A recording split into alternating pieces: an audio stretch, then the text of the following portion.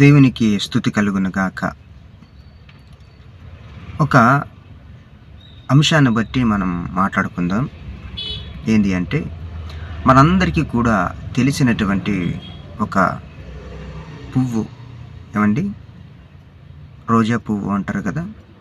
ఆ రోజా పువ్వు అనంగానే గుర్తొచ్చేది అది ప్రేమికులకు అని అందరికీ తెలుసు. అది ప్రేమికులకు ఒక చిహ్నంగా దాన్ని తీసుకుంటారు రోజా పువ్వు. సరే, మంచిది. రోజా పువ్వు చూడ్డానికి అందంగా, రమ్యంగా, సౌందర్యంగా, అంటే మనిషిని తొందరగా ఆకర్షించే ఆకర్షణ ఆ రోజా పువ్వుకు ఉంది. రోజా పువ్వులోని ఆ కలర్లు కూడా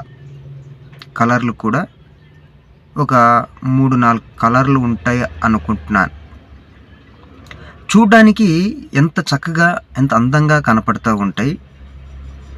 అది ఆకర్షింపబడి మనుషులను ఆకర్షితులుగా చేస్తుంది రోజా పువ్వు.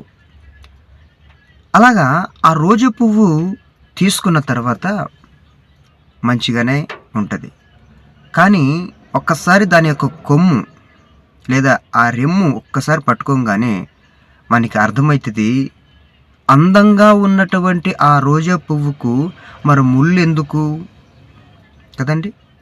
అంటే ముళ్ళున్నటువంటి ఆ రోజా పువ్వు దాన్ని తీసుకుంటున్నటువంటి ఒక వ్యక్తి లేదా వ్యక్తులు ముళ్ళున్న సంగతిని మర్చిపోయారో లేదా వాళ్ళకి తెలుసో తెలియకో, కానీ ఆ యొక్క ఆకర్షణను బట్టి ముళ్ళున్న సంగతిని మర్చిపోతూ ఉంటారు. అందుకని రోజా పువ్వు మనిషిని ఆకర్షిస్తుంది. తర్వాత అది తీసుకున్న తర్వాత ఆ ముళ్ళు గుచ్చిన తర్వాత మనిషిని బాధపడుతుంది, మనిషిని బాధ పెడుతుంది, మనిషిని గాయం చేస్తుంది. అంటే అది తీసుకునేంత వరకు దాని యొక్క సహజమైనటువంటి ఆ అందాన్ని చూసి ఎంత బాగుందో, ఎంత చక్కగా ఉంది అని అనుకుంటారు. కానీ పట్టుకోగానే గాయం రేపిన తర్వాత లేదా గాయం చేసిన తర్వాత అప్పుడు తెలుసుద్ది, ఓహో అని. అందుకని అందం వెనక ఒక ముళ్ళు ఉంటుంది. అందం వెనక ఆ ముళ్ళు గాయాన్ని రేపుతుంది. అందం వెనక ఒక ప్రమాదం ఉంటుంది.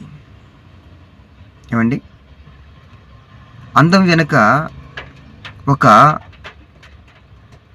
బాధ పెట్టే తత్వం కూడా ఉంటుంది. చూడ్డానికి పై రూపాన్ని ఏమవుతుంది, రోజా పువ్వు అందంగా కనపడుతుంది, కనబడిని ముళ్ళు ఉంటాయి కదండి? ఆ కొమ్మకి కింద ముళ్ళు ఉంటాయి. అలాగే లోకం కూడా మనిషిని ఆకర్షణీయంగా చూపిస్తుంది. రోజా పువ్వు ఏ రీతిగా ఆకర్షణీయంగా కనపడుతుందో అలా ఆకర్షణీయంగా కనపడుతుంది.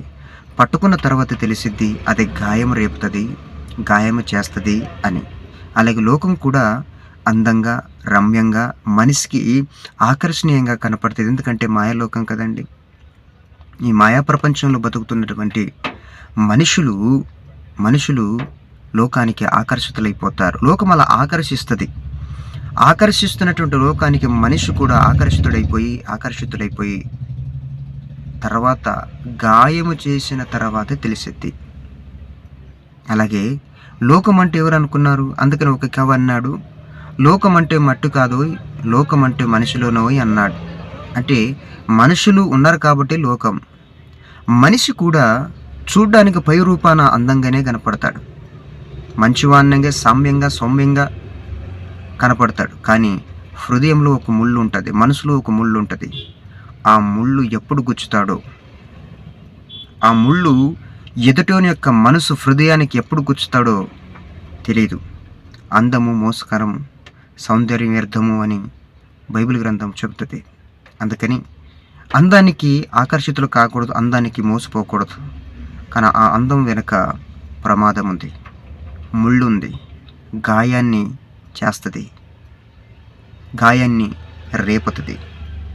మనుషులు చూడ్డానికి పై రూపాన అందంగానే ఉంటారు, హృదయంలో కల్మషం ఉంటుంది, హృదయంలో ఈర్ష్య ఉంటుంది, పగ ఉంటుంది, ద్వేషం ఉంటాయి. అలాగా మోసపోకూడదు, జాగ్రత్త పడాలి. అందుకని ఈ రోజా పువ్వు యొక్క ఉపమానం మన జీవితానికి ఒక పాఠంగా మనం తీసుకోవాలి. అందంగా కనపడినా దాని వెనుక ముళ్ళు ఉందని సరిచేసుకోవాలి. అలాగే లోకంలో బతుకుతున్నాం కాబట్టి అందం కనపడుతుంది, కానీ ప్రమాదం ఉందని గమనించాలి. ఒక మనిషితో మనం సహవాసం చేస్తున్నప్పుడు, స్నేహం చేస్తున్నప్పుడు పై రూపాన్ని చూసి కాదండి.